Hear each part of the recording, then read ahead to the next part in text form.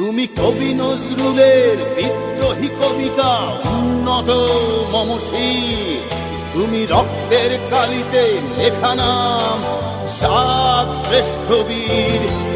তুমি সুরের পাখি আব্বাসের দরদ ভরা সেই গান, তুমি আব্দুল আলিমের সর্বনাশা পদ্মা নদীর টান।